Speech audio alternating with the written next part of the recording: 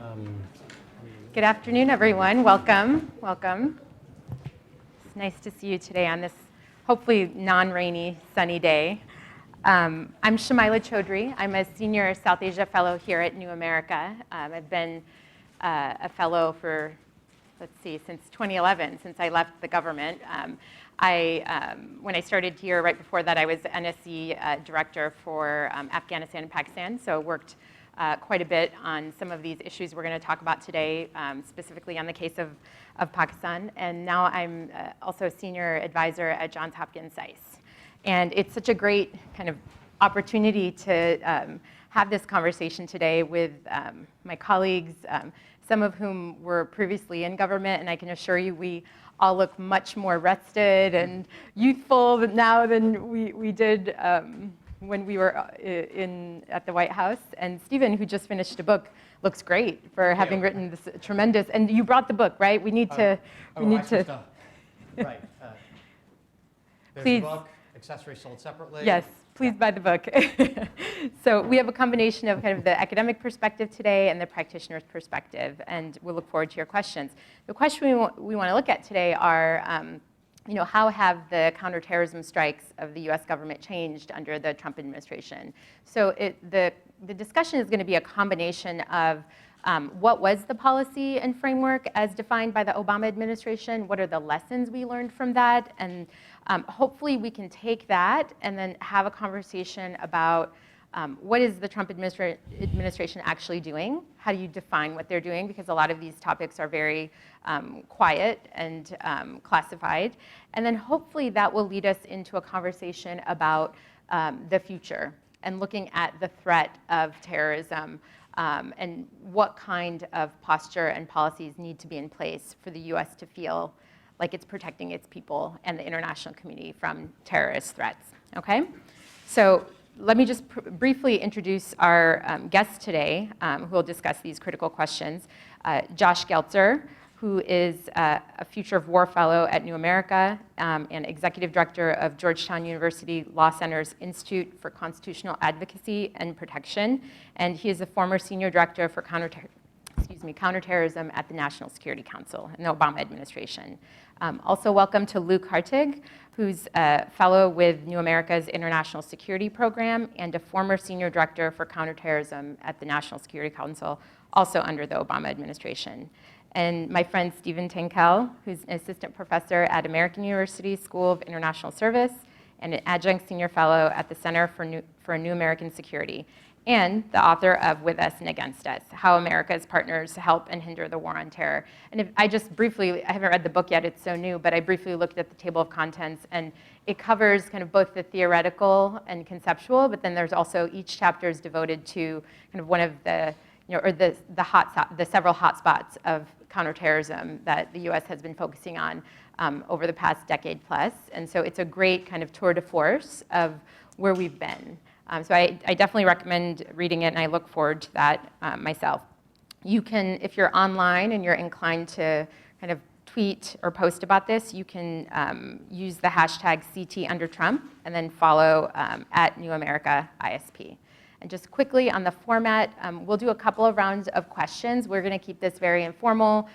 These guys are all friends. They've written articles together. They work together. So I think the best use of our time is to have it be as informal as possible. And after a few rounds of questions, we'll open it up for your Q&A. So save those good questions for towards the end. OK, so we're going to start with Stephen. First, again, congratulations on the book. In it, you outline problems with the current US approach, some longstanding, and then some that are unique to Trump. And in other writings, you've acknowledged that there's been a change in how the Trump administration is pursuing terrorism or countering terrorism, but it's not really clear what their strategy is. Yeah.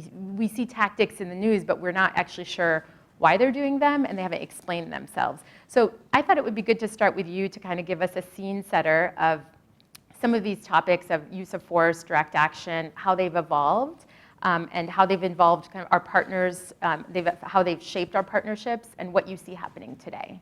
Absolutely. Well, thank you very much, and thank you to New America for for hosting this. It's a great pleasure and honor for me to be up here with three friends, who I've worked with in one capacity or another. And I should also note that, while I wrote the book from an academic perspective, it was very much informed by sort of a brief time that I spent working at DoD as well. I'd gone in thinking that I was going to write a book that looked more at the threat side of the picture.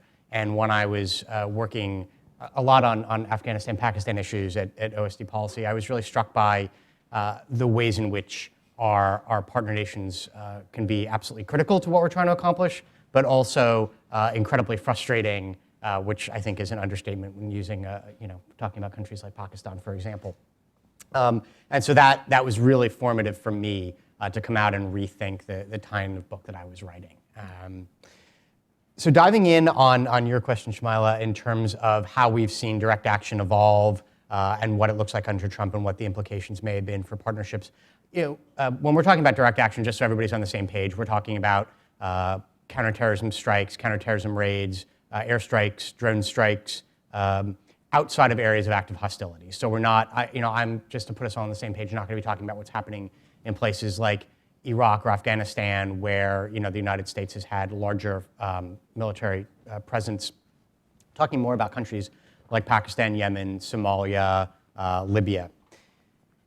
Going back to even the Bush administration, of course, there was use of special operations forces for counterterrorism raids.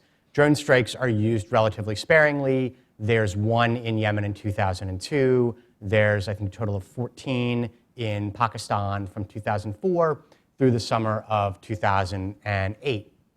And it's in June of 2008 when there's a large escalation after Bush is informed and shown evidence of the Pakistani intelligence service and military supporting the Haqqani network, which is fighting U.S. forces in Afghanistan, supporting them directly.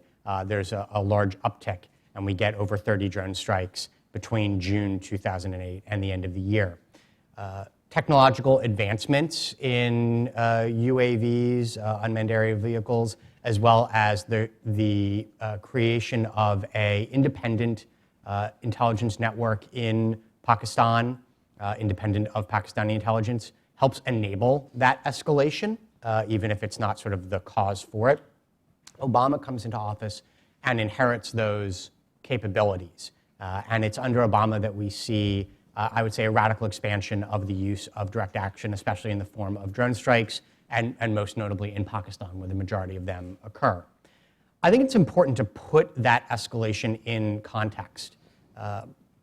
When Obama comes in, he makes working by, with, and through partner nations a cornerstone of his counterterrorism strategy. And there's more emphasis and money behind building partnership capacity, and not just for military capabilities, but also trying to promote development, governance, rule of law, things like that. And the intention is to get partners to share the costs and the risks of U.S. counterterrorism, but it's also beyond burden sharing to try to make counterterrorism more sustainable on the ground, which is to say that military gains can be ephemeral.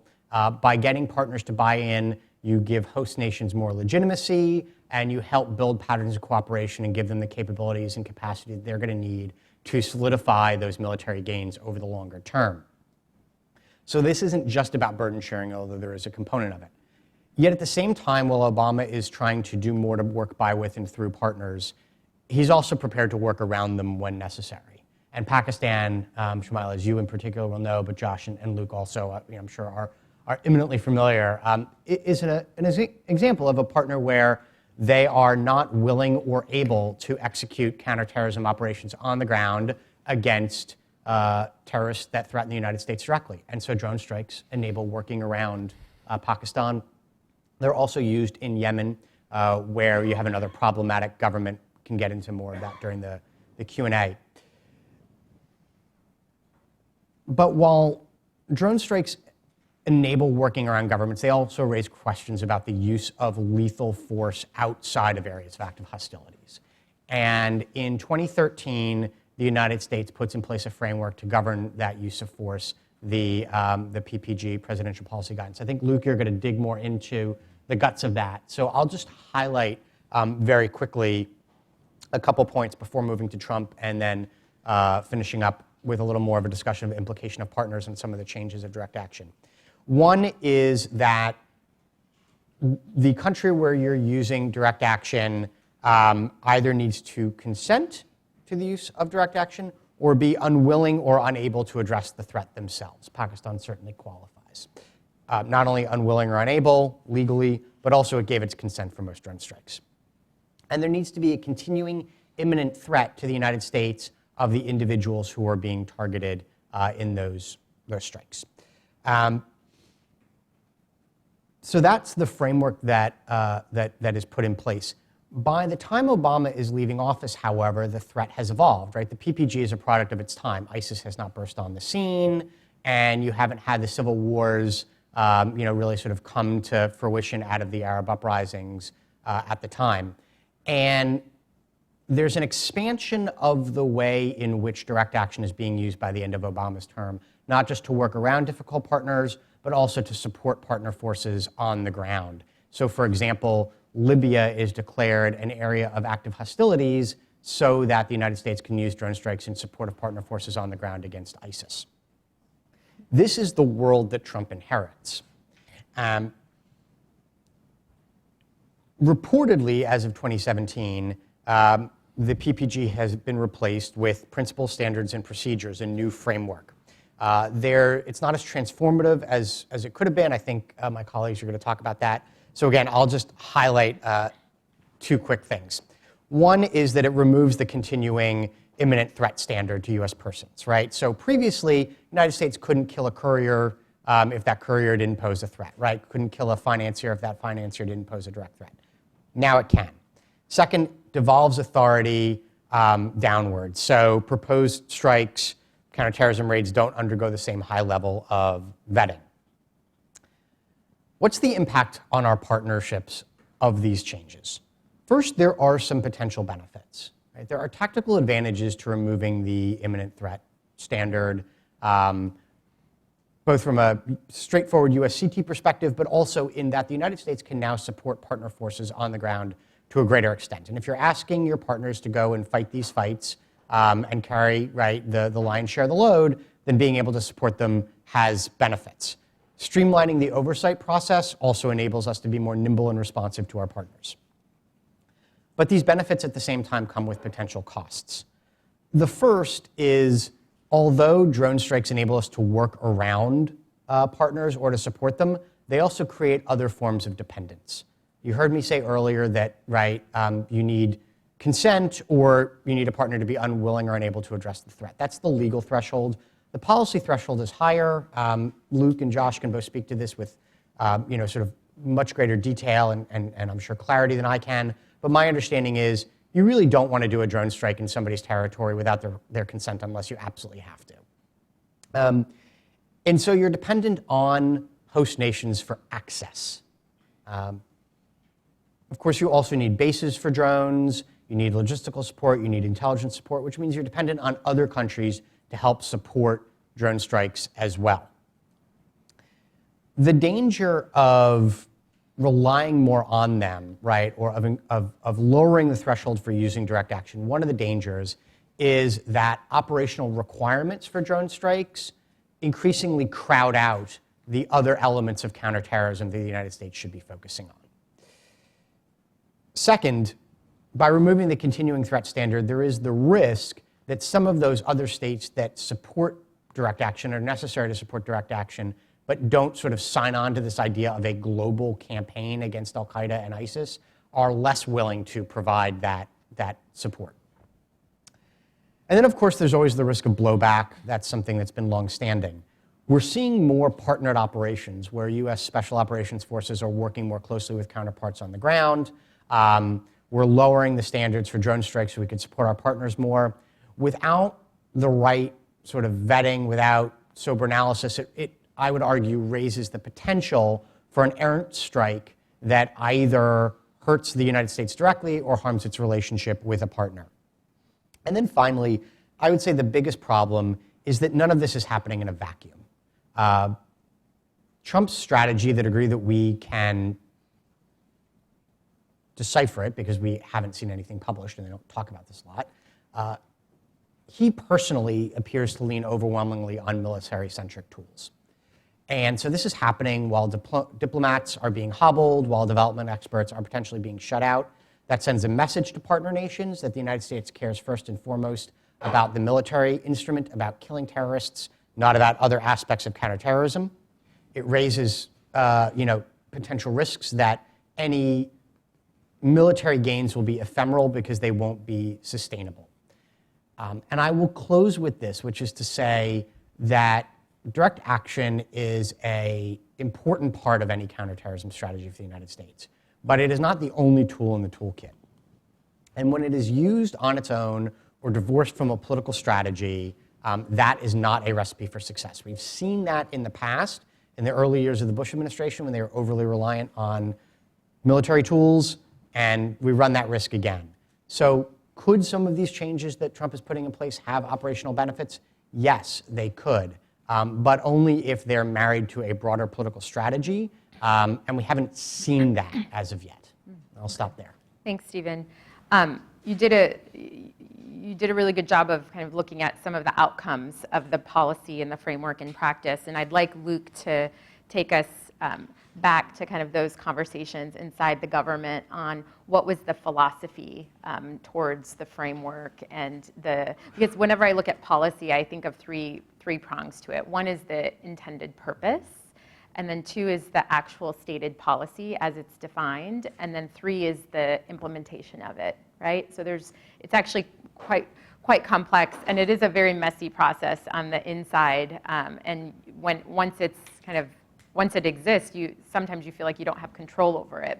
And that's why I think it's good to go back to what was the intended purpose of this. And so you spent a lot of time at the NSC working on Yemen and then in the CT office. And so I was hoping you could share some of that with us.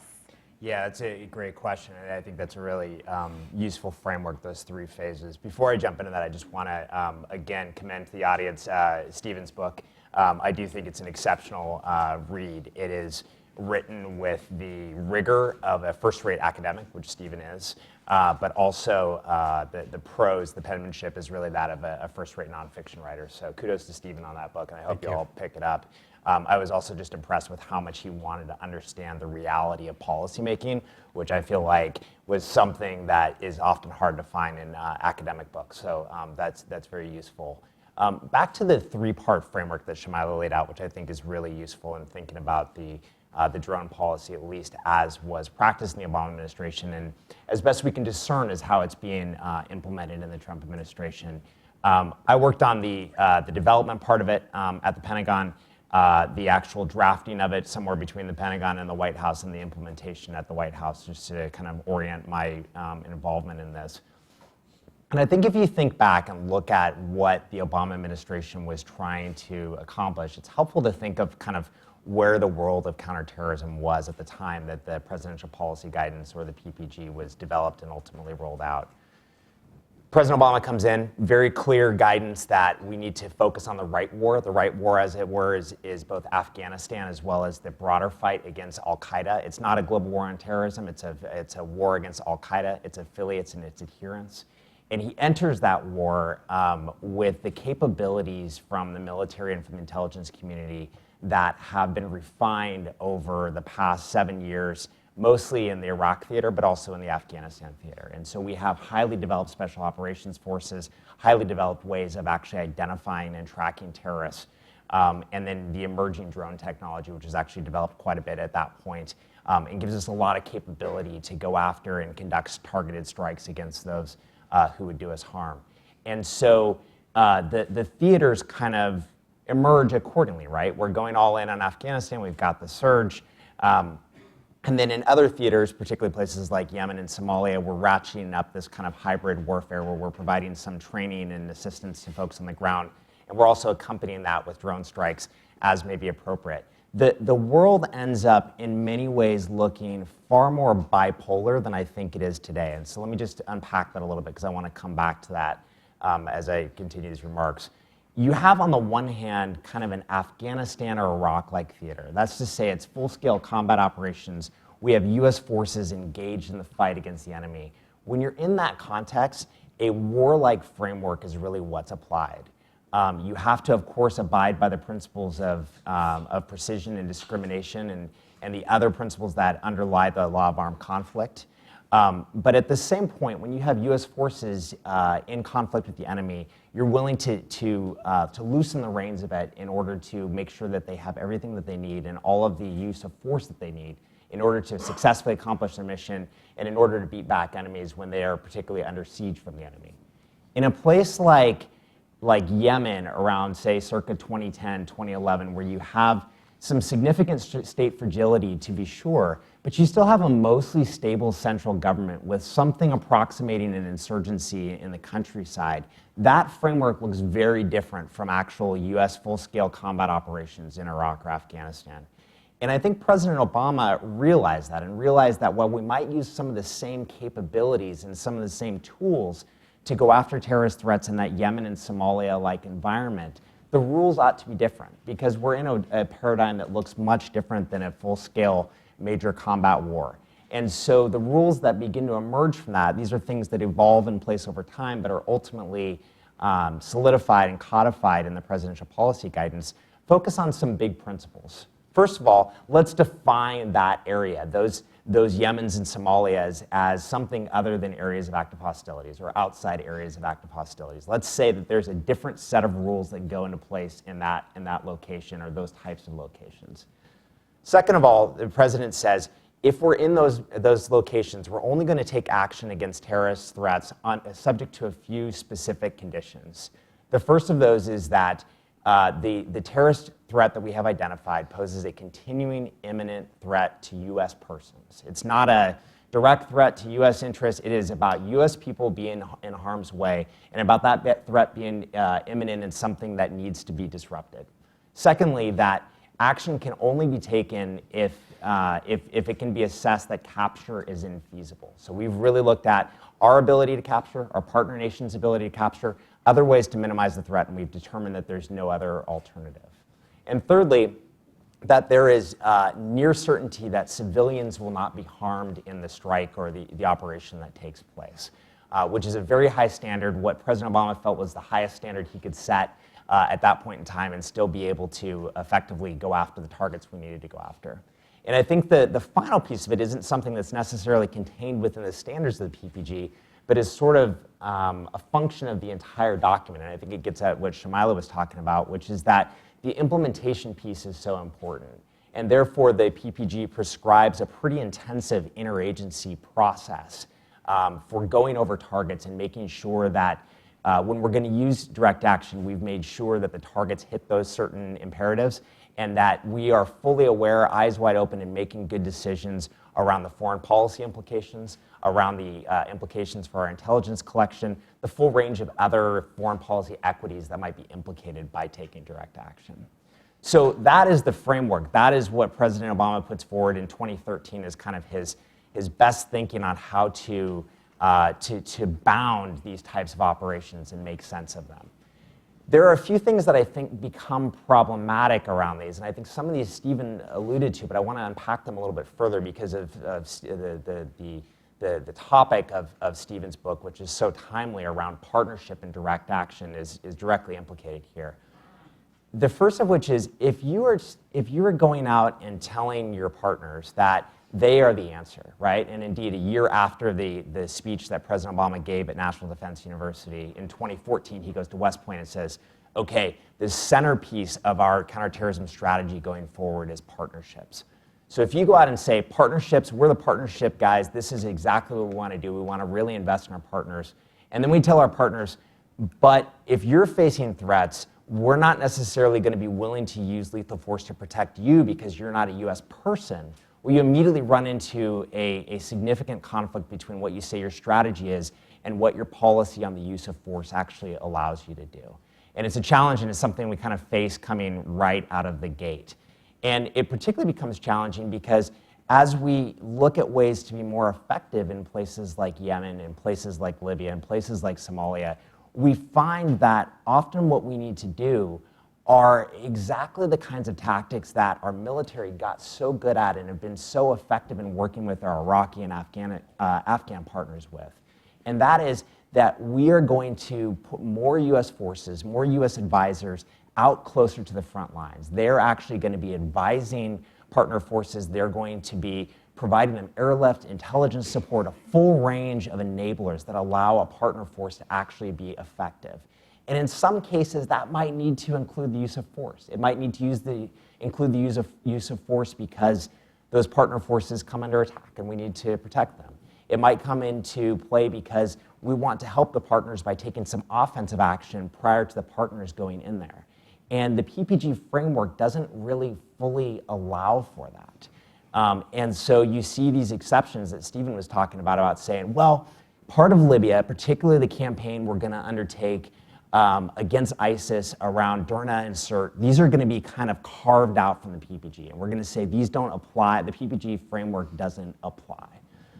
And so that works insofar as it allows us to take some of those actions to be more effective in tying our action to our stated partnership strategy.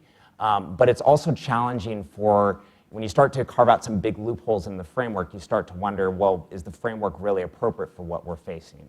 And so the Trump administration comes into power, and the first thing they do is say, we're going to put all this stuff kind of on hiatus, on the back burner. For 6 months, we're going to say the PPG doesn't apply. We have other types of rules. We don't know exactly what those rules are. All this we're sort of reading the tea leaves from the press. But we want military commanders to have the chance to be a little bit more forward-leaning and to come back and evaluate and develop a new framework. The framework that emerges, again, we don't actually know what this framework is because there have been no speeches about it. There's been no public rollout. What Stephen is talking about is mostly, I think, built off of reporting from the New York Times and from the Washington Post and other journalism outlets that have good sources on this. But it is something that gives a broader applicability and a loosening of the reins when it comes to being able to use direct action in support of partners, among other things. For those of us who worked on the Obama framework, the first reaction, I won't lie, is to be defensive, to say we had a good framework. Why did we throw that framework out? Why is the Trump framework, especially if you're upset about other things that the Trump administration is doing, this must not be the right framework?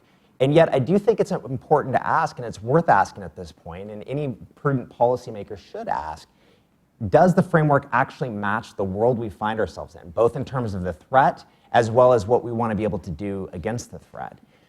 And I don't know that the answer on that has been fully answered in a satisfactory way. And that's to say, when I talked earlier about the bipolar world of kind of a generally peaceful Yemen with a stable government and full-scale major combat operations in Iraq and Afghanistan, the poles on that in some ways have collapsed inward.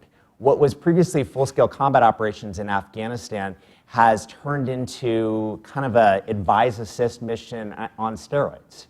What we're doing in Iraq and Syria has always depended, at least since 2014, on really putting our partners out in the lead and us providing airstrikes and other support in order for them to be effective. And similarly, Yemen and Somalia and Libya have all kind of taken a slide backwards, and these theaters don't look like a stable yet somewhat fragile place. These look closer and more like Iraq and Afghanistan and Syria than they did before. And so I don't know that the old framework fully makes sense to govern those two places. But I think that's something that this administration should be working on, and any administration should. So I'll stop there. All right, thank you. Well, I'm going to have Josh answer a question and / topic that you brought up, which is, what is the current state of the world today when it comes to terrorism and security threats, and do the policies we have actually work to address that? So, and Josh, you were also in the at the tail end of the Obama administration. You stayed some time, for a little bit of time, into the Trump administration. So I think you probably got some good perspective there, kind of on the mindset and the philosophy of the new team. How would you characterize what they're doing right now, even if it's not strategic and it's just tactical? I think it's worth explaining, not just to the Washington community, but to the American public, given, every once in a while you'll see a news story of something that happens in Niger, and then Somalia, and then Yemen, and these are all kind of piecemeal kind of anecdotes, if you will, that, you really have to work hard to put it together into a narrative. And so given your vantage point during that time, piece that together for us, and then walk us through how you see this war on terror, as we knew it post 9/11, into the future. What should we be concerned about, and what kind of partnerships need to exist to actually get at those challenges? Before answering the question, I will abuse the opening minute or so to add my thanks to you, to New America, for hosting this.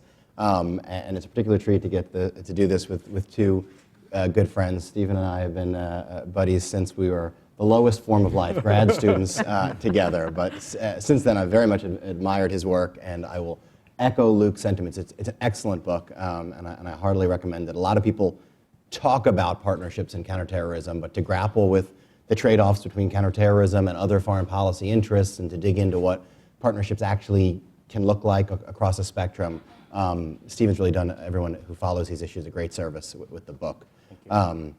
And Luke has been a very generous colleague and friend since we got to work together in government and beyond. So it's fun to get to be up here with all three of you. Now, to actually answer your questions, or at least try. So I think the right place to start in talking about today's terrorist threat is still with ISIS in Syria. And I know there's an inclination to move on from that, in part because people want to talk about different things, in part because there is a generally good news story of that threat diminishing. But I still think it's the place to start.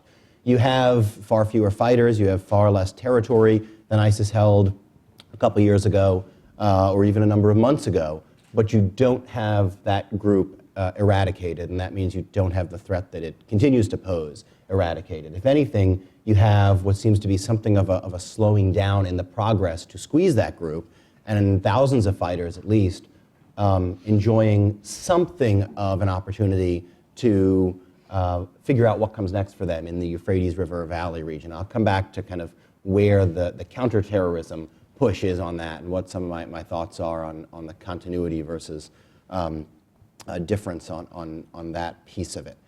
I also think when you talk about today's threat, you stay in Syria, but you talk about al-Qaeda in Syria. And this piece of al-Qaeda, splinter group from al-Qaeda, whatever you want to call it, has rebranded itself, renamed itself a number of times.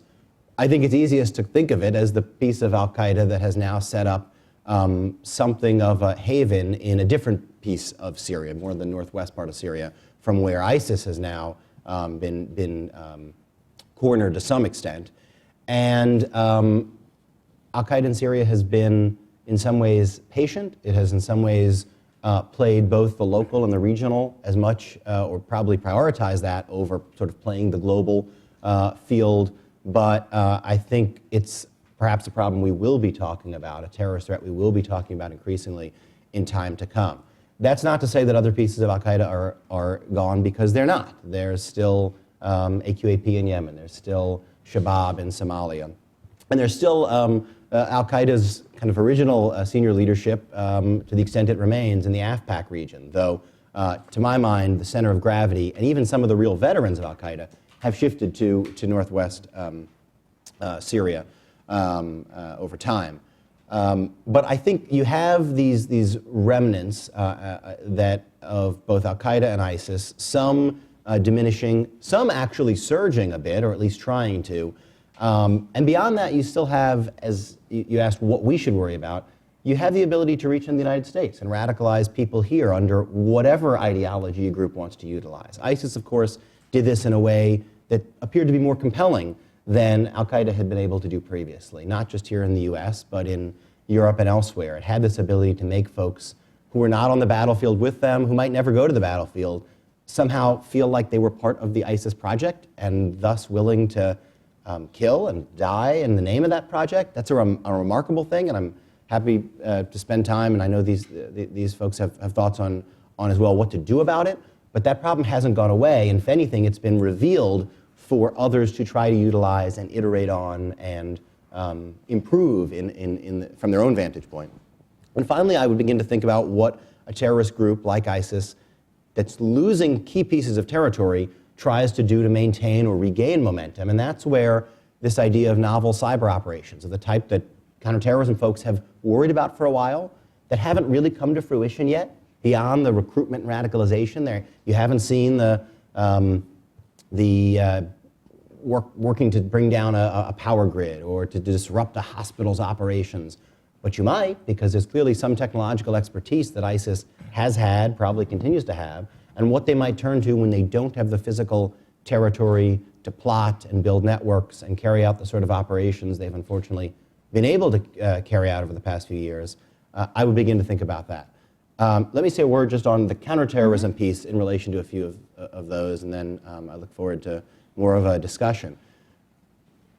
You could tell different stories about the Trump administration's approach to some of these issues and whether there's continuity there or not. Let me start with the counter-ISIS campaign.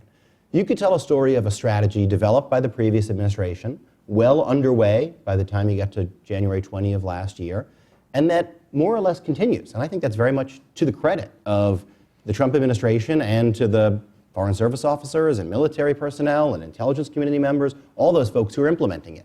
A campaign on the ground in Iraq and Syria that has now retaken something close to 90, 95%. You see somewhat differing estimates of the territory the group once held, that has clearly squeezed the group, pressured the group, and that sounds like a lot of continuity. It also sounds like a very good thing. On the other hand, you zoom out a little bit, and the pieces that go around counterterrorism don't look quite as tidy, they don't look quite as much defined by continuity. You look at the diplomacy that's critical to that campaign, and it starts to look a little bit shakier. Part of the reason that progress occurred and occurred as quickly as it did, and I think both Luke and Stephen referenced this, is because the U.S. had capable counterterrorism partners on the ground. And in Syria, it was largely a force led by the Syrian Kurds. Those are the same folks whom one would hope would continue to clear ISIS from that pocket in the Euphrates River Valley that I mentioned earlier. But, and I say this in large part thanks to Eric's reporting on this, and I see him sitting in the back there, you have the Kurds largely turning away from that fight, going back to defend against Turkey and Afrin. Some of them may be trickling back to that fight, but if you don't get a ground force in the fight, you don't clear out what remain thousands of fighters. And diplomacy may not be what folks first think about when they think about counterterrorism, but it really matters. And those sorts of pieces don't seem to be exemplified by the same continuity that you might see in the operations themselves, in the military operations themselves. You don't see the holding together of the coalition quite as neatly, in part because of the more erratic diplomacy and messaging generally from this White House and from this administration more broadly. So there's a story that looks a little bit less defined by continuity as you zoom out from the strictly military counterterrorism piece. Let me put one other data point on the table for this, which is Libya. So towards the end of the Obama administration, you see the campaign that Luke mentioned to clear ISIS from Sirte, a coastal city where ISIS's level of control was really similar to what it had in Syria and Iraq at various points. You had, you can find these images online. You had ISIS flags being marched down Main Street in parades in Sirte. Eventually, you have a campaign to clear the group from Sirte, again using largely American air power and key partners on the ground, local partners affiliated with the GNA, the Libyan government, drawn largely from Misrata. And it looks, at least to my mind, like almost a paradigm by, with, and through partners counterterrorism operation, where the U.S. adds its comparative advantage and it has good partners on the ground, and it plans for the day after about what to do to make sure that this doesn't need to be repeated in an endless cycle of ISIS retaking the city and then the U.S. having to show up again to drop bombs to clear the group. And to some extent, you see in this administration some of the operations you would expect to see from any administration in the aftermath of that. Strikes against the group as it attempts to regather in the desert. In fact, the first of those strikes was on President Obama's last full day in office, and then you see more under this administration. So the pure military part seems like it has a lot of continuity. But then if you zoom out a bit, you see things that look less consistent. You see, first of all, less transparency with respect to these operations, both when they're occurring, where they're occurring, why they're occurring, and how they fit into a broader strategic approach to Libya. You also see less of an interest in the day after execution that I mentioned before. How is Sirte, a city that was really devastated by this group, being rebuilt so that it is more resilient as the group tries to retake it? And again, you see in the broader diplomatic context the lack of relationship building and diplomacy that could create for Libya writ large a more sustainable arrangement where Libyans can do the counterterrorism to the extent it needs to be done going forward. So I'll leave on that note, which is to say that in some ways it's the level of generality at which you want to talk about counterterrorism and how partnerships fit into counterterrorism that gives you a somewhat different answer as to where we are, how similar it looks to where we were before, and how effective things seem to be right now. Just a couple of comments, and then I want to do another follow-up question with all of you, and we'll open it up. One thing I think we definitely learned kind of from the beginning of the Obama administration till the end is that good counterterrorism policy is not just about counterterrorism, which all of you alluded to, right? And it's also not an approach that is restricted to any one government agency. It's a whole of government approach if you want it to be successful and sustainable. And I think that's definitely something we learned by the end of it. And one would hope that that's something that is shared with the next administration, whoever they may be, and that gets built upon. And there's always some kind of dismantling of policy because that's what every government needs to distinguish itself. But one would think and hope that we would maintain that whole of government approach, because without it, I don't think we get at kind of the foundational issues of why terrorism is allowed to persist in some of these countries. It's not just about the fact that there are non-state actors doing whatever they want. A lot of it has to do with economic inequality. Some of it has to do with corrupt governments and states, et cetera, and all of which is in Stephen's fine book. Every comment has to go back to the book, by the way. So, and the second point I want to just say, which again we're kind of talking all around it, is that the U.S. isn't we're not kind of innocent here. I mean, we've often taken a short-term approach at the expense of long-term objectives that we should have focused on, right? And I think that was very much my experience and education of working on Pakistan, that it was the expedient approach was often the best one for the moment in time, for the whatever political objective we had, or if it was even a security objective, the shorter approach was often the one that all sides wanted to take, only to learn, that a few years later, we should have done something different, right? But the key is that we learned those lessons, and it would be prudent for the Trump administration to kind of take note of those. So, and I don't expect that short-term versus long-term theme to end. I think that's just a constant issue that you struggle with in policymaking. So one thing we alluded to, Josh, is transparency. Could you talk, all of you, I mean, but specifically, could you talk about what are the expectations of transparency kind of from the policy, or what should the public expect in terms of transparency and reporting from the US government? Sometimes now I feel like we're like a lot of these partners that we've had where they don't really explain to their own people what the US is doing in their countries, and we're just kind of learning from the headlines. So what should we expect, given that some of this information is very sensitive and it doesn't all need to be shared? And then the second bigger question for all of you is, and we've talked about this before as well, is are we continuing the CT fight indefinitely? What are the parameters for this kind of new kind of security environment that we found ourselves in after 9/11, and how sustainable is using things like direct action when there are bigger issues like cyber policy and the radicalization of folks, like just through the media and messaging from our own government and from the internet. So that's a big question. I don't think we're going to get the answer to, but would love your thoughts. I'm happy to start if Sure. you want. So I'll say a word on each of those. On the transparency point, I agree with you, and I guess to some extent I agree with the president that one doesn't want to show the enemy what one is about to do. That's not what anyone would recommend about military or other forms of action.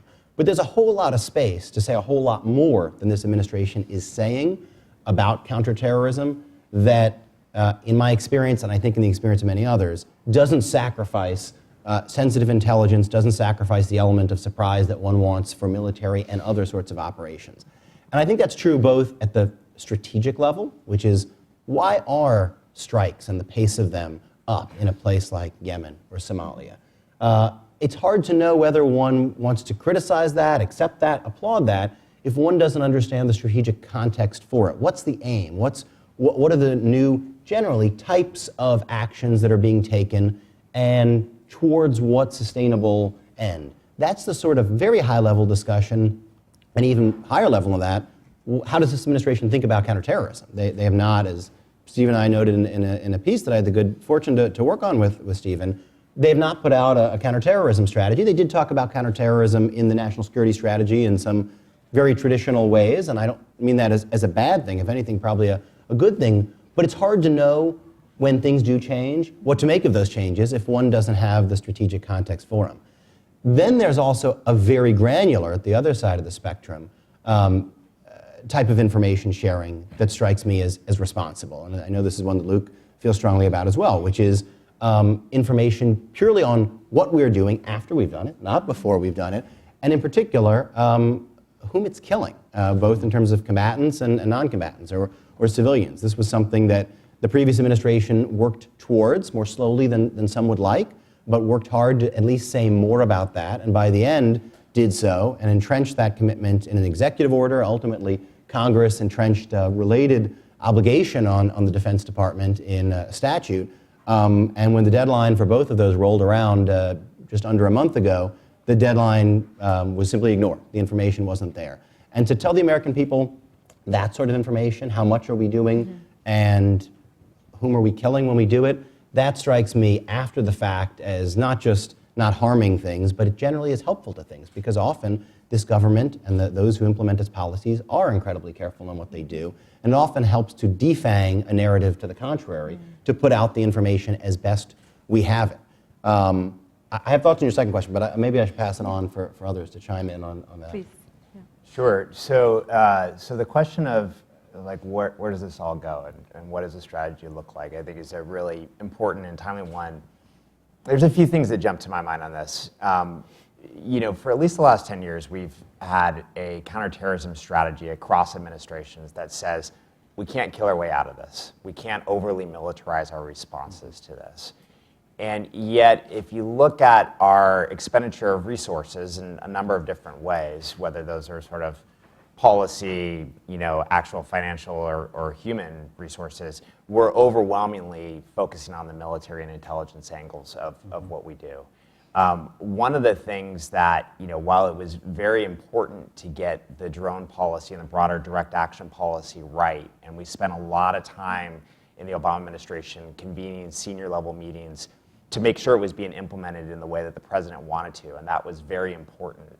That ultimately has an opportunity cost associated with it as well, which is to say, the real rubber meets the road on policymaking is at the Deputies Committee, the number twos of the departments and agencies across the U.S. government. And for every hour they're spending talking about a drone strike or proposed drone actions, that is an hour they're not talking about building partnership capacity, that they're not talking about things like dealing with terrorist use of encryption and other electronic communications methods, cyber, as Josh mentioned. Some of these really big either X factors or things that we've said from a strategic perspective that we think we have to get right if we want to have a fighting chance of really getting after the enemy.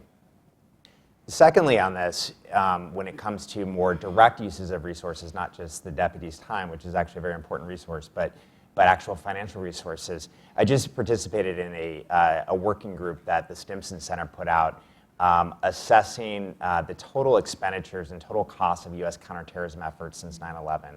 And we concluded that over $2.8 trillion have been spent in the name of counterterrorism. That includes the wars in Iraq and Afghanistan, includes homeland security, includes a huge range of activities.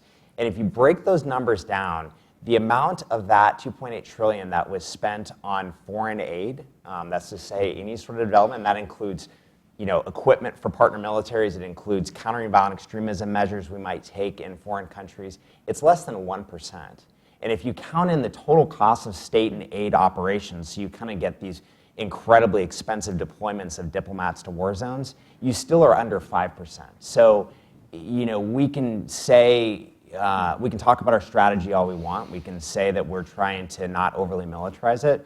But as an old professor of mine used to say, don't listen to my speech, read my budget, because that's where I have to make some real decisions. And we have consistently emphasized the military tools. There are a lot of good reasons for that. They have to do with strictures that the Congress has placed on the administration, color of money issues, and we can certainly get into those. But to say that our strategy is balanced is just not borne out by actual analysis of what we've actually done. Great.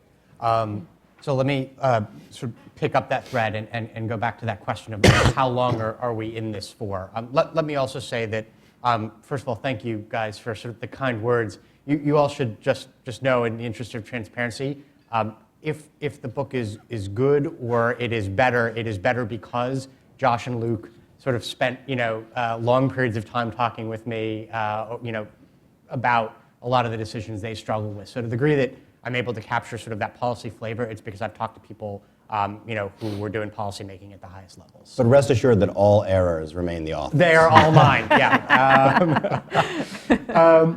I think I would, in terms of your question about how long are we in this for, and there being other greater issues out there, I think the National Defense Strategy recognizes this. It says the counterterrorism will no longer be the guiding principle from a security perspective.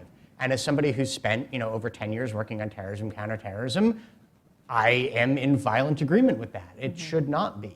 But at the same time, I think it is naive to believe that we're going to sort of be able to put this behind us anytime soon. Terrorist threats will persist. And even if one believes that those terrorist threats are overblown, which I think in some cases they may be, policymakers and especially elected officials will feel the need to respond to them and will sometimes leverage them for their own purposes. And so I think we are likely to see an ongoing focus on counterterrorism, even if it is not the top security focus, for the foreseeable future. And I think there are several then consequences and assessments that flow from that. And the first is that we need to do counterterrorism more efficiently and effectively. And the Stimson Center project that Luke was part of, the fact that we've spent $2.8 trillion is in and of itself, right, I think the sticker shock should be right there for everybody. But the Stimson Center then had to sort of go through, and I think you guys had to estimate in some cases what was or was not being spent, what was or was not counterterrorism.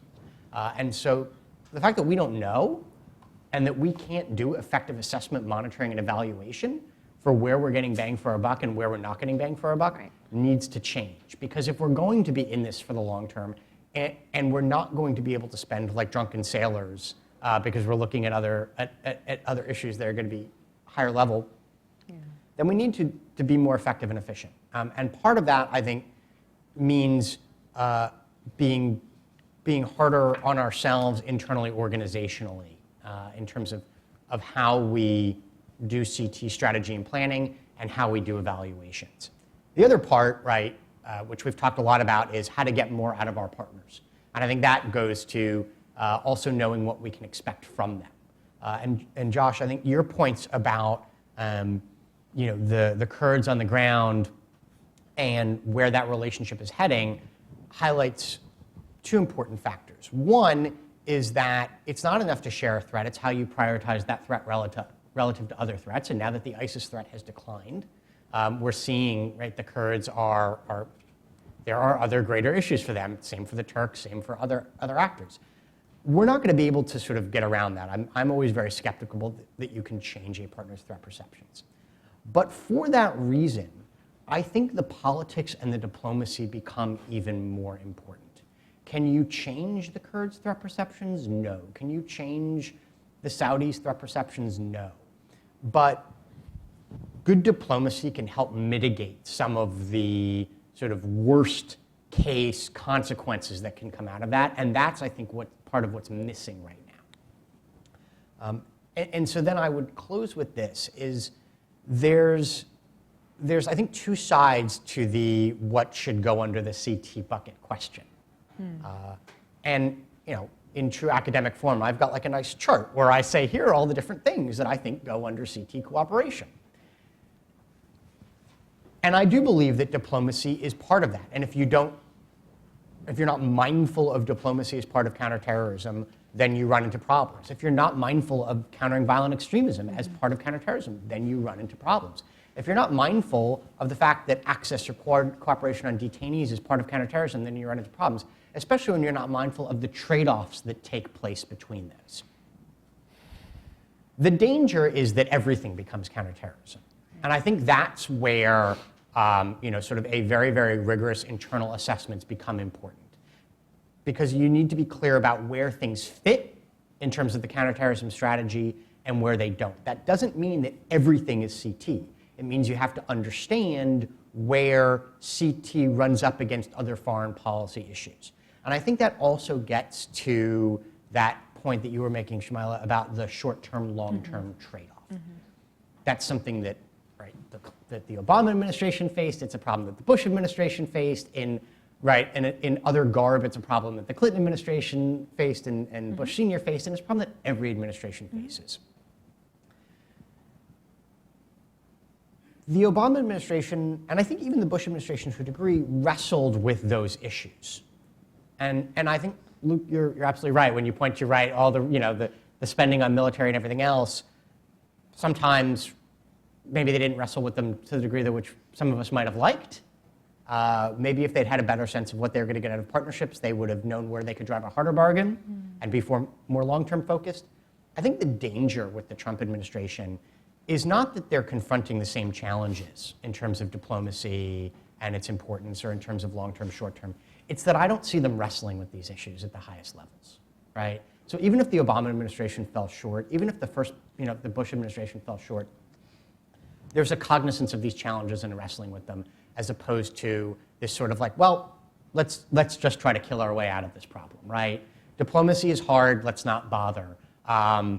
The short term often takes precedence over the long term, let's just focus on the military piece. That, to me, is one of the bigger issues, is that we're not wrestling with them, and so you're never going to get the perfect answer, but you can't optimize your CT, right? Or you can't mitigate against the bad stuff if you're not wrestling with these things on a day-in, day-out basis. Very well said.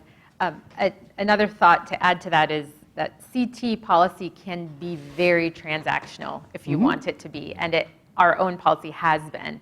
But we don't want to go down that path because it's not effective, right? And I think because the Trump administration is a very kind of transactional administration in everything, and I think that's one of the stated kind of objectives of, or it's a known approach of it, right? And so you can see that happening at commerce and within the military partnerships, and I think you can expect it in CT as well. And if that's what we are to presume of their policy, I think we're in for a lot of kind of cleaning up in the future, right? So that if I were to describe it in any way, I would say it would be transactional. And one final point on budgets, I'm glad we brought this up. We don't, I would just caution that we don't want to dismantle a bureaucratic infrastructure that now exists to deal with CT that we didn't really have when 9/11 happened, right? And so there's a wealth of expertise and knowledge in the bureaucracy we didn't have before. And now that the threat has shifted, there is a very natural tendency to say, okay, well, we need to clean this, let's dismantle this and focus on this part of the world. And I would hope that we've learned those lessons, that we don't want to do that. And I think we all agree on that point. But it's just a note of caution as we watch the administration looking at where it can cut costs. And in some places, for example, the State Department, you do need to actually trim some fat, but it has to be done in a kind of very careful and thoughtful way. Because as we said, diplomacy is very critical to effective CT policy. So I think there's a lot of good work to be done in that space. So let's thank you all, to our panelists. Let's open up for some Q&A. Please identify yourself and state your affiliation, and please ask a question. Please, yes. And we have mic runners coming around. So.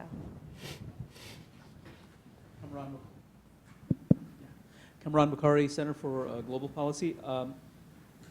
So CT policy, has it shifted in the sense that we are now dealing with not your traditional terrorist threat? The terrorist entities have morphed into insurgent groups and from there into state actors. So if you guys, one of you guys can explain that, how has that changed CT policy? Is it still, is it now bigger than CT? Are we looking at a bigger enterprise than what we traditionally know as classic counterterrorism? I'm happy to start. Do you want to start? Go for it. Yeah, okay. Yes.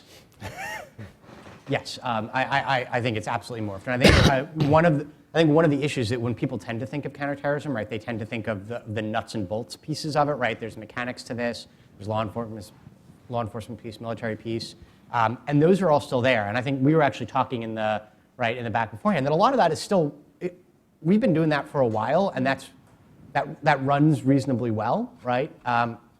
But as I think you've heard from the conversation, you're dealing with warfighting organizations. You're dealing with non-state actors that can take and hold territory and govern territory for a considerable amount of time. Shamila was referencing some of those risk factors in terms of economic deprivation, lack of rule of law, poor governance, things like that. We're talking about the importance of diplomacy when dealing not just with other states, but with other non-state actors in terms of Kurds. And so because the nature of the threat is bigger, and because I think not just the nature of the threat is bigger, but that there are more factors that we recognize today are informing that threat, the nature of CT has changed. And that's not to say that the old pieces of counterterrorism are no longer important. And it's not to say that every time you go promote rule of law or do diplomacy or anything else that it has to have a counterterrorism piece. But it is to say that because the threat is bigger, because there are threats from state-supported non-state actors, because there are non-state actors that increasingly have access to weapons and technology that states enjoy because they are able to take and hold territory for long periods of time, because you're dealing with warfighting organizations that are able to sort of do propaganda at ISIS, right, on the level that states were able to do propaganda, historically, reaching mass audiences. Of course, your toolbox needs to get bigger. You need more instruments to deal with that. Doesn't mean that every instrument is always going to be a CT instrument, but it means that counterterrorism is going to touch on different components of the government, right? And so I agree wholeheartedly. You don't dismantle the bureaucracy. I think you do sort of try to get more out of it. But yeah, I think that's one of the reasons why you've seen that growth. Yeah. I'll just add one thing to that, which is that in a lot of ways, the counterterrorism apparatus that we have, which has been remarkably effective, is put in place and designed to prevent another 9/11 style attack, right? That's when the investments were made. And Al-Qaeda and the way that Al-Qaeda operates, again, our bureaucracy is meant to address that. It's a shadowy membership-based group where organizations and individuals within the organization have in many cases known each other for decades. And so you have these sorts of things where Al-Shabaab and AQIM swear bayat to Al-Qaeda and Zawahiri or bin Laden says, essentially let us think about it, right? And there's this long kind of period of courtship before they're actually allowed in as a full-scale entity. You have Al-Qaeda primarily operating in these shadowy web forums and kind of the under side of the web. And you have ISIS operating out in the wide open and operating actually a social media campaign and attempting to build a movement. And a movement that's not built on these long-term plots that can be devastating in the scale of 9/11, but that are also susceptible to disruption at multiple points, but rather these homegrown violent extremist type threats. And on one issue after another, the US government is just not properly equipped to necessarily deal with these. Dealing with the online threat is really difficult when we've got the First Amendment and we can't exactly go out and say this content which we find offensive but doesn't break any laws needs to be taken down. That's something we can't legally do, and even if we could, it'd be a hard thing to do given the ethos of our country. And so you can kind of tick through these things and ask yourself, are we really properly equipped for this threat, or is the bureaucracy, and bureaucracies perhaps are pejorative, but the institutional capabilities we've built, can they be adapted to address to this new threat? And that is something that I hope this administration and really any administration would be dealing with at this point. Just to add on quickly, the cycle you describe is the same one Mao said. Every terrorist group wants to become an insurgency, and every insurgency wants to become the state, and that's the classic cycle. So the question becomes, are we seeing folks succeed in getting further down that cycle?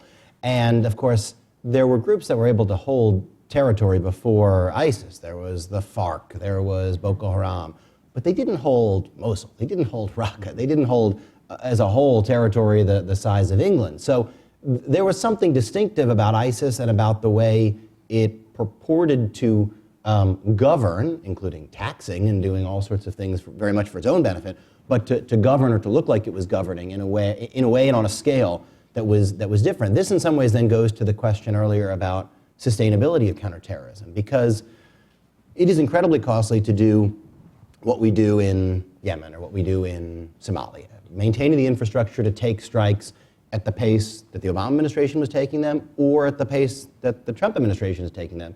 It costs a lot. But that's dwarfed by what the counter-ISIS campaign looked like at its peak in Iraq and Syria. It's dwarfed in just pure frequency and equipment involved and in dollars involved. And I think you get to that point where it begins to look particularly unsustainable if you have to do it again and again when a group has taken territory like that. Because that's what really, to dislodge a group from territory it's managed to take, it's really hard, it's really expensive, and it often requires military force, unlike some of the other ways you can intervene when it's more of a network operating but not holding territory. Which then asks the question, how do you make sure you don't have to go back and do it again? And how do you stop the next group from being able to go down that Mao's cycle from the aspiring terrorist group to the next purported state or proto-state or quasi-state or whatever ISIS was? And the answer to that comes before the military tool gets involved, and it's where you hope there are the type of deliberations that Stephen was mentioning earlier that I'm not sure we are seeing right now, but that are critical if you don't want to be stuck fighting these sorts of fights over and over again. Yeah, thank you. This gentleman in the front. A couple questions. Tony Capassi with Bloomberg News. For Josh, in the interest of transparency, what congressional obligation on civilian casualties was ignored recently? I had the opportunity to ask about this, but can you elaborate? And for the panel at large, the failed Niger mission focused the public's attention behind Yemen and Somalia, about the U.S. role in Africa writ large. What strategic goals what strategic U.S. goals do we have over there for spending on CT in Africa, given that the National Defense Strategy talks about the return to great power competition? So just to answer the first one briefly, the NDAA entrenched a requirement for the Defense Department to indicate, it's in the previous year, so by May 1, to indicate in the previous calendar year the number of CT strikes it had taken, the, I think, civilian and combatant casualties associated with them. And to his credit, Secretary Mattis was asked about this around May 1. It was maybe that morning or the day before, and his candid answer was, I got to look into that. And my understanding is DOD has since indicated that it plans to put out that figure by June 1, which is fast approaching, but I think it would be great to press on where that is, because I think these requirements, they're law, so that in and of itself makes them important, but I also think they serve a value in democratic accountability and in giving people a sense of what their government, or giving the world a sense of what the U.S. government is doing in these various theaters. And then on Africa writ large? I'm happy to start with that. You know, the sort of operations that come to the public's attention sometimes in the tragic aftermath, or in the aftermath of a tragic event like the one that occurred in Niger, they of course are going on around the world. In fact, they're often indicated in the report that the executive branch provides to the Congress every 6 months on where we have troops doing certain things, even in the unclassified portion of that.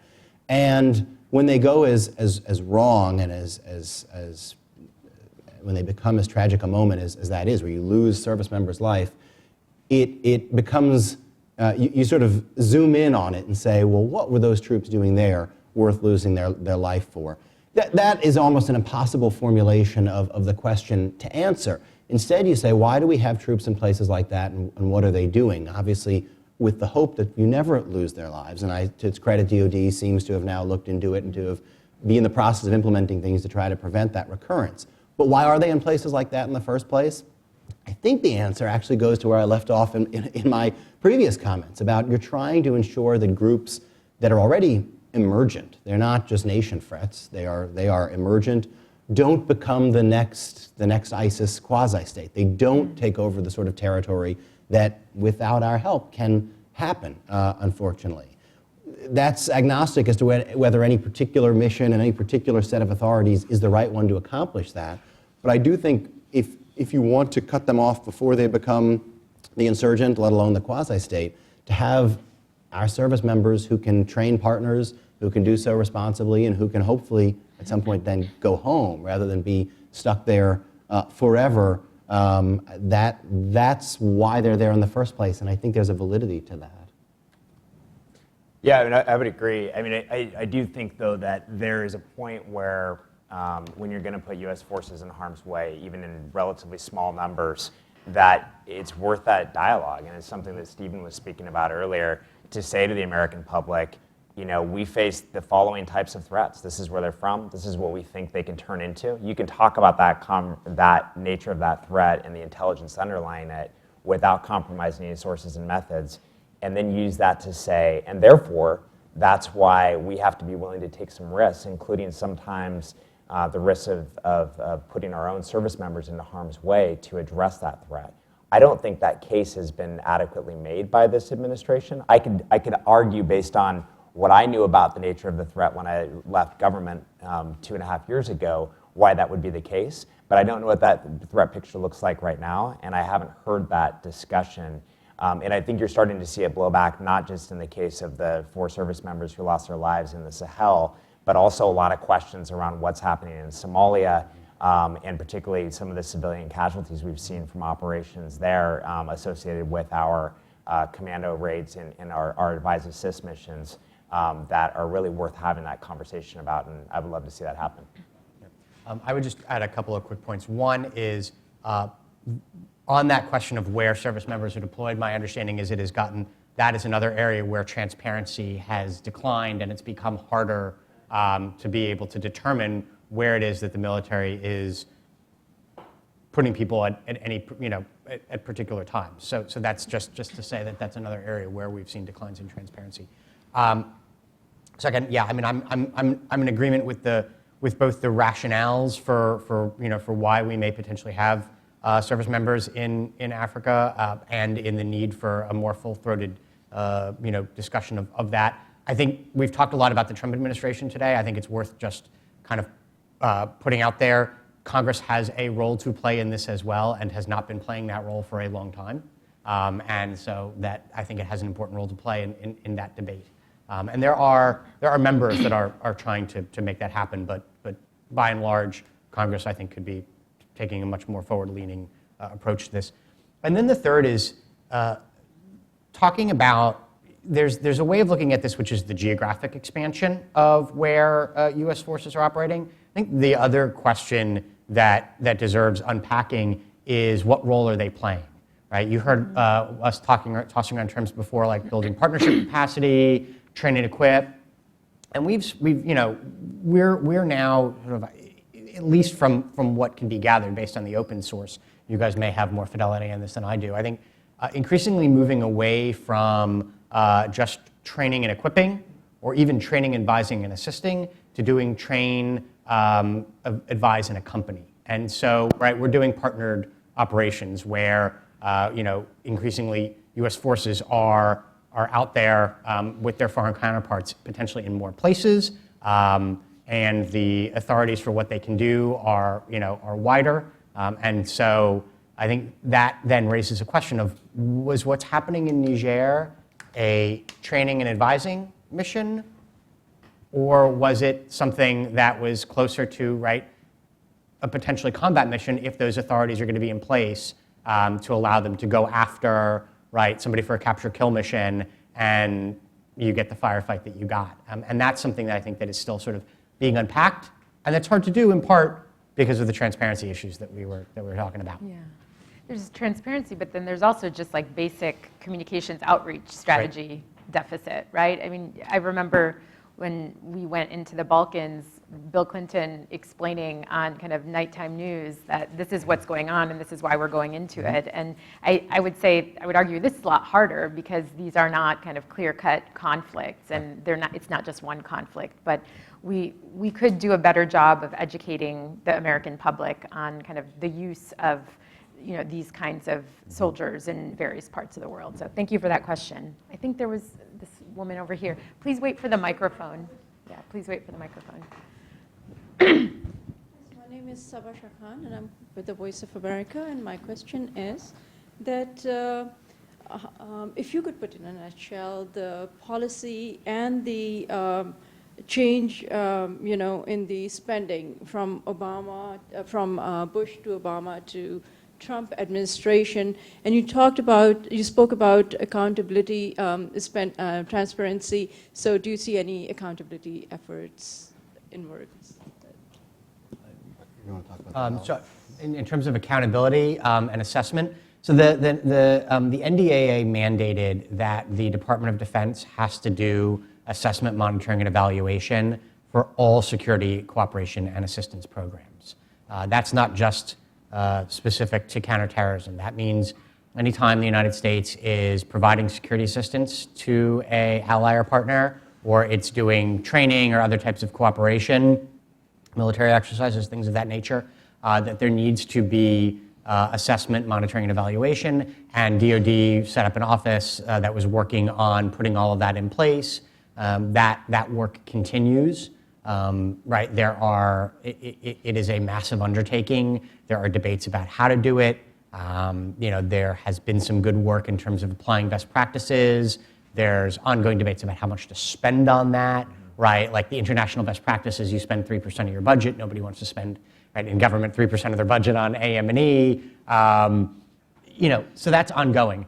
The other, I would just mention the Senate Foreign Relations Committee, at least earlier this year, I understood to be looking at a similar mandate for the State Department, in part because of the acknowledgement that state just needs to be measuring as well, and in part, I think, out of concerns that the Department of Defense and the military is already so far out in front, in so many ways, in terms of driving our policy, that to now have them, being so far out in front in terms of assessing, monitoring, and evaluating how this is being used, and state to not have that capacity could further drive, further widen that gap between each department's capabilities. I think in terms of the question of going from the Bush administration to the Obama administration to the early Trump budgets, there's a couple of trends that emerged. First of all, that the initial big investments were made into the Bush administration, and it's helpful to maybe split this into sort of the standing homeland security intel type apparatus we need to keep us safe on a steady state versus the incremental costs of the wars, particularly Iraq, Afghanistan, and to a somewhat lesser extent, Iraq and Syria. And you have these massive investments after 9/11 in creating the Department of Homeland Security and creating the Director of National Intelligence. I think most people who track this field would feel like those were largely prudent investments, although certainly a case can be made that we could spend more or less on Homeland Security in the particulars and achieve similar outcomes. The one that has been tricky to rein in has been the cost of the wars. And it's been difficult for a number of reasons. Early on, the Bush administration didn't want to put a real price tag on some of that. Some of that, I think they didn't know exactly what it was going to be. In other cases, I think they wanted to lowball to the public the total cost of those wars. And so we did these emergency supplementals that would come up every 6 months and then every year. Mm-hmm. And the Obama administration tried to put some discipline around that by creating the Overseas Contingency Operation label to account for all of that war spending. And there were specific criteria for what you could put into that budget and what you couldn't. So things that we saw early on happening, like the Army and the Marine Corps saying, there have been these modernizations and updates to tanks that we've wanted to do for years, and we didn't have the budget for it. So when we bring the tank back from Iraq or Afghanistan, let's just go ahead and do that upgrade while we're at it, and we'll fund it out of the war spending. Those sorts of things that really caused the war spending to be bloated beyond probably what were the real costs of it have largely been cut out and put away. And some of that is because of the imposition of criteria, and some of that is because we're just spending a lot less money in those theaters to begin with. And I think that's good. I think it's good to have some of that rigor around the budget. And I think it's also good for us to have some honest conversations about does it make sense to have so much of the Special Operations Command's budget in the OCO account, in that sort of supplemental account? We're going to need SOCOM at its current end strength for the foreseeable future, for counterterrorism, for counterproliferation, for a huge range of asymmetric threats. And we shouldn't be saying that that's a supplemental budget that could go away at some point in the future. I think with the Trump administration, it's hard to tell, because there have been these kind of irresponsible skinny budgets that are released, that it's hard to tell how serious of a policy document those are versus just an attempt to make a strong case about fiscal austerity. And in many cases involve dramatic slashes to the State Department's budget, increases to the Pentagon budget, although not always clear that it's in the most strategic way. And then Congress takes a pretty active role in kind of reshaping it into what they think it ought to look like. And so, I haven't seen a really frank and I think honest budget conversation with this administration yet that really lays out our resources and how they're going to help us accomplish a range of national security objectives, including but not limited to counterterrorism. I got nothing to add. Good, all right, thank you. Yes, let's take two final questions. So just have 5 minutes. So these two folks here, and please wait for the mic. Thank you very much for very nice presentations. My name is Peter Svirin. I'm from the Russian Embassy. As you said, the terrorism, it's a global threat, and as it was mentioned several times by the representatives of the administration, no one country can fight it alone.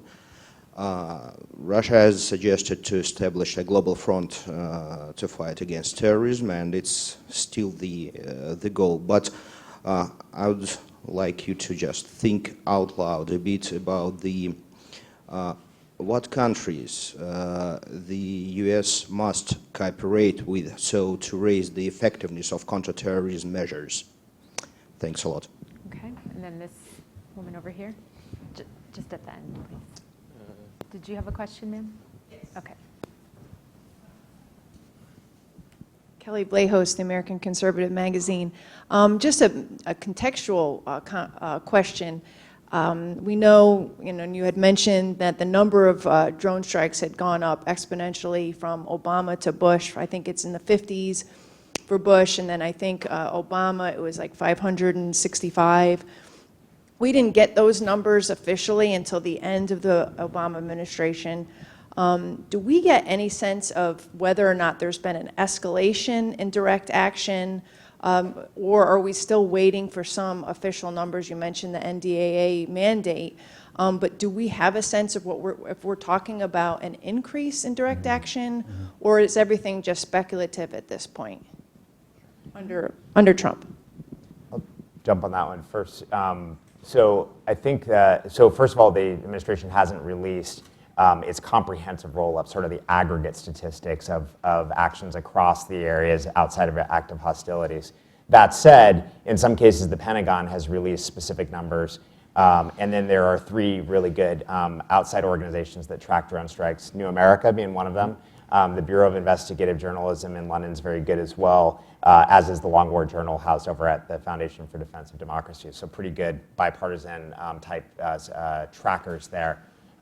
The numbers have definitely gone up outside of areas of active hostilities. If you just look at the Pentagon's actual released numbers for Yemen, it's 120 this year, and I think last year was in the range of 40 to 50 or something like that. Last year being 2016 versus 2017. So the final year of the Obama administration, you're in the 40 to 50 range, if I recall correctly, and then 120 in the first year of the Trump administration. And the numbers reported by those three organizations I mentioned show increases in Somalia, and I don't remember exactly how the other theaters shake out, but the aggregate would be almost certainly higher. They also show somewhat higher civilian casualties. Those are hard to assess without any context around them, which is to say, in some of the cases in Yemen and Somalia, it appears that our strikes may have been in support of partner nation ground forces. If that were the case, they might not have been abiding by the same rules of near certainty of no civilian casualties, and so you might expect some higher levels of civilian casualties. That's why that context around it, I think, is so important, and I'd be hesitant to sort of make any absolute statements about that in the meantime. And I'll just take a brief stab at the question on what CT partners we should be working with. I think the answer from my perspective is all of them, right? In the sense that I think we too often, when we think about partnerships, think about how do we help a country that is facing a terrorist threat within its own borders build the capabilities it needs. But we also need to be thinking about our traditional allies. We need to be thinking about regional partners. We need to be thinking about multinational organizations. And there are various case studies of these where each one of them, whether it's the French in Africa or the Amazon mission in Somalia, being incredibly effective against some of our shared threats. You guys jump in. Go ahead. I think Luke nailed it on the numbers. I'm not sure I have much to add on that. In terms of partners, I sort of begin where Luke does in terms of canvassing what's out there. Often we go into counterterrorism endeavors with partners most readily available who are a lot like us. So we begin with Western European countries that are not geographically proximate to wherever we're worried about the threat emerging from, who have capabilities similar to ours. In a lot of ways, ours are often superior or at least greater in number. But we go in with similar folks, and that's not exactly what you need. That's not in any way to shake a stick at the wonderful partners we have, but sometimes you need people who are simply the partners where the problem is emerging from, or those with different capabilities. And sometimes that can get harder because you want to engage in this effort with those who share a certain commitment to the law of armed conflict and policies about ensuring that there's an appropriate respect for at least attempts to avoid civilian casualties. You never can guarantee that you won't have that. And that's where I think partnerships can get more difficult, both with those whom we often call the host countries, the countries from whose soil the terrorism threat emanates, and from others who may be active there. And ultimately, if you find a partner who's not meeting those thresholds that we consider either legally or just morally appropriate, it then becomes quite difficult to figure out how to navigate that and either point them in a direction that makes them suitable as a partner if they're open to that, or figure out how to deal with the situation without that. But there is this tricky balance between needing to work with partners who aren't like us, because they often have things that we don't have, including sheer proximity, and at the same time adhering to the values that we both believe in because we believe in, but also because we think they're important for counterterrorism and for maintaining the moral high ground that counterterrorism requires. Yeah, I would just briefly add on the numbers, right? When you look at aggregate, that we've talked a lot, that there has been the increase in Yemen and in Somalia. I think I looked at the Bureau of Investigative Journalism not too long ago, and it looks like there was, Somalia had at least doubled in 2017 over 2016. There's also questions about whether strikes are being reported as, right, it might be that you'll have 5 strikes, but it's reported as 1 strike because it was in the same location or something like that. So there's questions about how the reporting. But I would also point out that, unless I'm mistaken, strikes in Pakistan have come down considerably from the high point. And so that, right, you're going to see more in places like Yemen and Somalia, fewer in places like Pakistan. And so that will sort of impact what the aggregate number looks like as well. I think it's worth keeping in mind that strikes in Pakistan were partially intended for degrading al-Qaeda, were also partially intended for force protection for U.S. forces in Afghanistan, whereas now, as Luke was mentioning, in places like Yemen, it may be force protection for partner forces rather than necessarily for U.S. forces. So just sort of put some context around those numbers. On the issue of partners that we work with, I'm in agreement with Josh that, right, I think there's an importance of looking both at who our close allies are, that sometimes are our natural partners or natural allies, and also places where we're going to need to work with somebody because that's where the threat is. But I would add on another piece to that, which is, I think often when we look at partnerships and what we want out of our partners, we tend to come at it very much from sort of what is the threat and what is it that we think that we need. And I would argue, and one of the things I do try to argue, right, is that the United States would do well to be more cognizant of what it can actually expect from its partners. So not to what we need from you and what do we want from you, because it's nice to want, right? But what can we actually expect from you? And I think that's where you then get into not just what is that partner's capability and capacity, but also what other threats does it face, What else do we have going on with that partner when it comes to foreign policy, right?